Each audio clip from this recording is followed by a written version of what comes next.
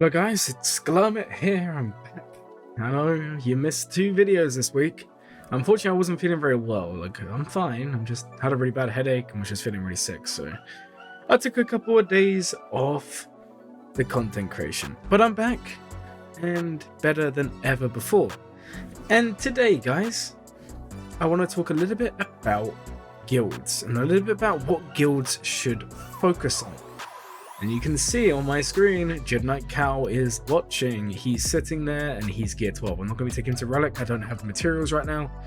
So I'm going to take him out slowly. And plus, I'm still doing his Zetas anyway, so it's not already a rush for me. However, it doesn't mean it's not a rush for you. By you, I mean guilds.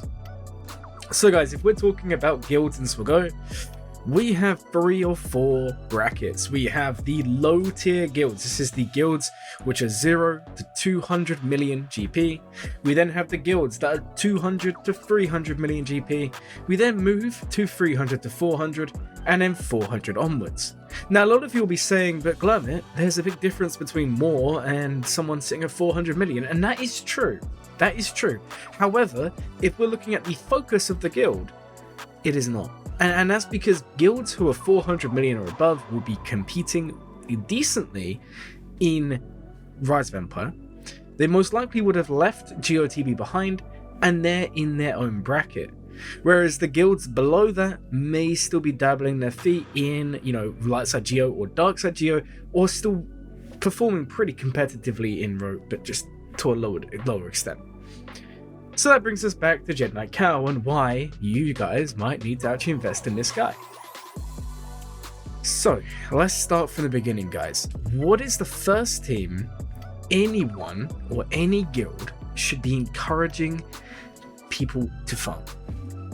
And it is none other, guys, than Hoth Rebel Soldier. Why is this guy important? He gives you Rolo shards. And whilst it's not as big a deal now because we have Guild Store that we can get Rolo from and get 2, get 3, whatever, I can't remember, guys, but it's terrible of me.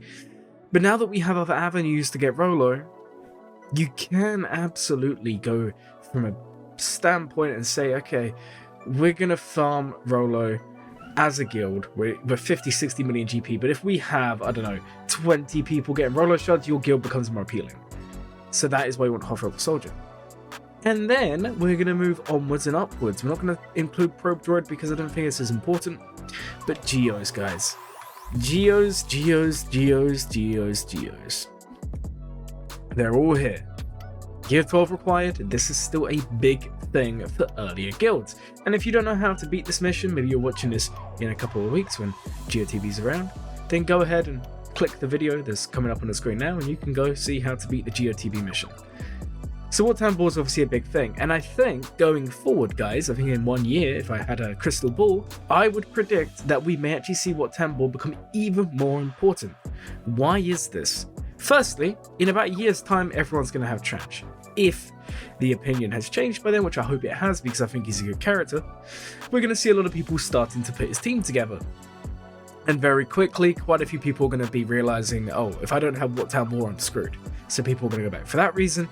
And secondly, there has been a massive influx of new players in the last 12 to 24 months.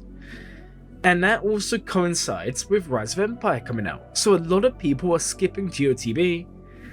And I actually think that a lot of people don't have Wat Tambor at 7 stars. A lot of these new players aren't going to have it done.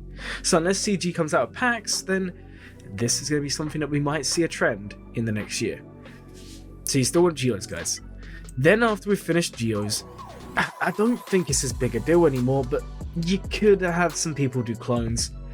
If anything, if you wanted to go super serious, and I'll kind of reiterate this in a few minutes, but you could ask people to still farm clones for the cam mission. Lord Vader, if you want to farm him, you're basically going to be getting yourself cam ready. You have to have Arc Trooper R8, Echo is R7, then you have Rex, who's required for the event, he's not actually required at Relic, and then 5s you would want to Relic anyway, and Shaq T you would want to Relic if you do JMK one day. So that is also an avenue we could go down, but there's actually another reason why you might want to do clones, and I'll be talking about that in a second. Now guys, we've covered the early to mid-game guilds. What about the guys at the end? These Inquisitors guys. They're too important. They are too important for Reaver, for TB, for GAC, for Conquest, for Galactic Battles or Galactic Challenges, whatever.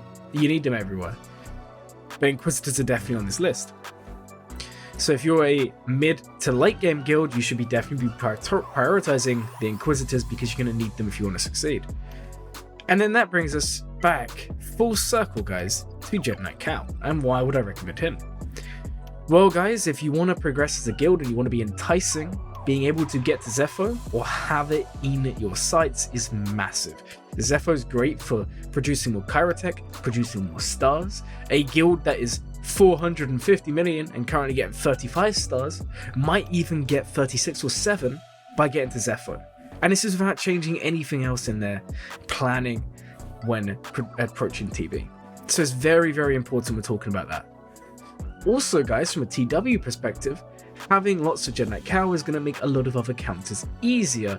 It's just a no-brainer to go for him. Now, guys, you're going to be wondering what I was talking about the clones earlier. Well, the clones, they do play a part. If you are a guild and you're focusing long-term, which the good guilds are, and you're 200 or 300 million GP, and you're sitting here and you're thinking, how do we plan forward for the greatest success? Some of you are going to be saying to yourselves, let's just skip Cam and let's go ahead and focus on Zepho, focus on GI, and then when we're 400 mil, we'll be attracting those bigger accounts who are looking for a more focused and competitive environment. I think that's a misplay, guys. Because think about it, what is the special mission on Zepho? It's clones. So if you go from that approach by still focusing as a mid-game guild on Cam, even if you're not going to run it full-time, but maybe you run it in between transitioning towards Rogue, which isn't a bad idea, you'll be able to get to Rogue. Maybe you start getting Jedi Knight Cals over time, because in 2 or 3 years, guys, this is all going to change. And everyone's going to have Cal, and everyone's going to have GI, and it's just the progression of the game. But if you get to that point and you're Cam ready, all of a sudden you can do the special mission, and then that's an extra over 1,000 get free, which converts to quite a few Kyrotech. So you can also go from that approach. So I hope you guys enjoyed the video. If you did, please like, comment, and subscribe. My name is Glum, and as always, guys, have a glummin' day.